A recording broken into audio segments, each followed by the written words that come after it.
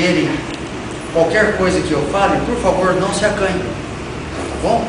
Pergunte, não saia daqui com dúvidas. Se não concordar com o que eu falei, levante e fale também, e vamos chegar num acordo, tá bom? Eu quero começar falando um pouquinho sobre, não é esse tema aí, biosfera e mudanças globais, é que eu consegui, fui até a Unicamp, nesse Centro de Energia Nuclear da Agricultura, e há algumas coisas nesse PowerPoint que interessam a nós, né? Eu quero primeiramente falar a vocês sobre a concentração de energia nos alimentos. Essa energia que eu estou falando não tem nada de místico, não é misticismo, é energia vital, oriunda do Sol, transformada pelo processo de fotossíntese e armazenado no alimento, ok? Em suma, o que nós usamos como alimento, a origem foi primeiramente onde? No raio solar. O Sol incidiu sobre a planta, essa planta fez um processo de fotossíntese, armazenou isso através dos alimentos e você usou esse alimento. Correto? Eu fui claro? Né? Então veja, é sabido, conhecido, né, já desde o primário, o processo da fotossíntese, que é a transformação dos raios solares incidindo sobre o reino vegetal. O reino vegetal, ele é heterótrofo ou autótrofo, ou seja, ele produz o seu próprio alimento, ele gera o seu próprio alimento, ou ele não gera o seu próprio alimento. Autótrofo.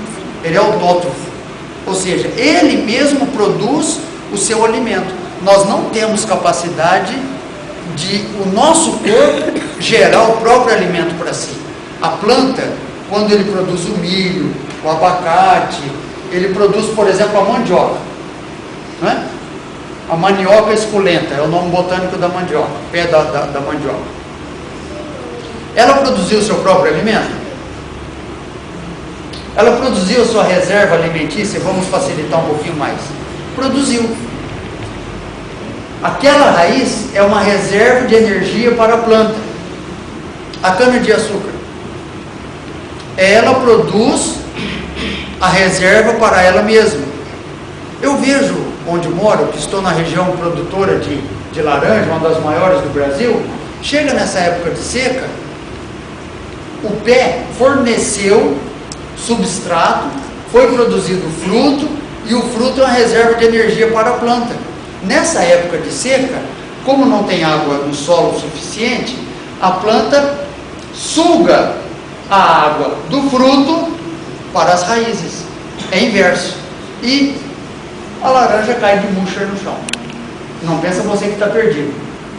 A indústria vai, pega isso do chão e faz suquinho para vocês tomarem. Tá bom? Então, a planta é autótrofa. Nós somos heterótrofos. Nós necessitamos do reino vegetal para nos alimentar. Então, vocês vão participar da palestra, tá? Vocês não vão ficar aí só comendo minhas palavras, não. Rumina e vai falar. Então, veja só. O Sol incidiu sobre a planta e o que foi produzido por essa planta, vocês concordam que ela tem quantos por cento de energia da que absorveu? 10%, 20%, 30%, 50%? 40%? E os outros 60%? Para onde foi? Será que ela gastou mais energia para produzir do que armazenou? Não. Né? Então nós podemos ter um coeficiente aqui de aproximadamente 70%, 80%. Porque ela gastou nesse processo de transformação. Exemplo, se o automóvel conseguisse aproveitar toda a energia que cai na câmara de combustão só para a propulsão, o carro faria 100 km com litro de combustível. Mas parte dessa energia se dissipa no calor, né? Se perde. Então esse processo, que é o primeiro processo da termodinâmica, que a energia não se perde, ela se transforma, se cumpre aqui. Ela se cumpre aqui. Essa energia, ela foi transformada em alimento. Porque hoje nós não falamos nas academias assim, olha, vamos perder energia, nós temos que queimar calorias. Calorias é energia. Por que você prefere folhas a pizza, a pães e doces? Não? Por quê? Porque estes alimentos possuem mais calorias, mais energia. Correto? Então, a partir desse momento, nós podemos começar a pensar o seguinte: bom, a árvore ou as gramíneas são alimento para o coelho. Vem a raposa e come o coelho. Se for possível, tem gente que come de tudo, né? Diz que o chinês voou, andou, nadou, come.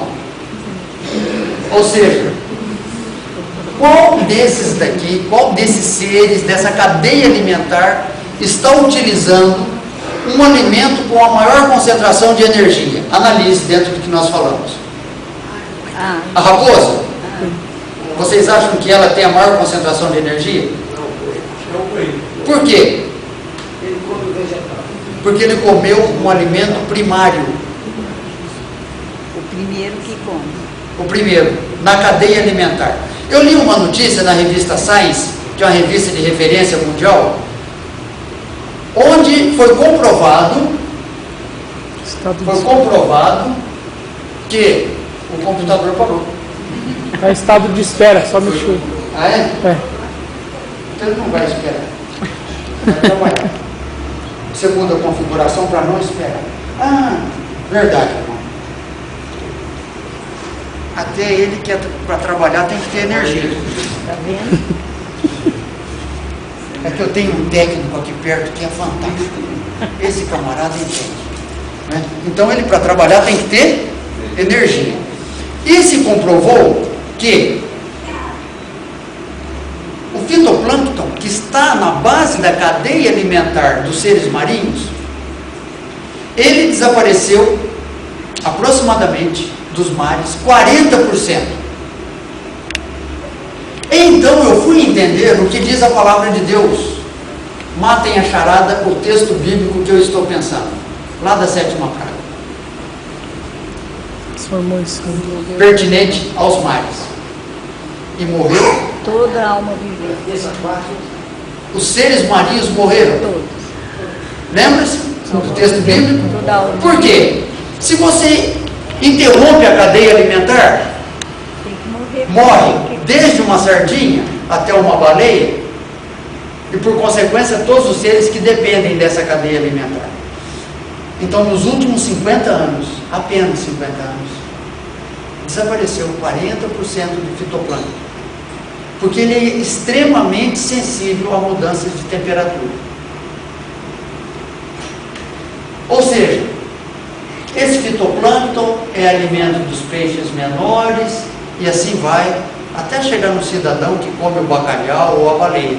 Mas tudo começou com o fitoplâncton. Pergunto, qual animal encontrou a maior concentração de energia? O que comeu o fitoplâncton? Perfeitamente. E a baleia, com aquele corpanzil todo, alimenta-se de krill. O krill comeu o fitoplâncton. Por que eu tenho que falar disso primeiro? Porque se nós entendemos isso, a nossa vida vai mudar de hoje para frente. Se você entender, e eu espero que é tão simples entender isso daí, de que nós devemos comer os alimentos mais próximos da produção da cadeia alimentar, do jeito que a natureza oferece. Aí eu não preciso ficar perdendo tempo porque não comer enlatados. Por quê? Analise. Produziu milho ou ervilha, qualquer alimento enlatado, in natura.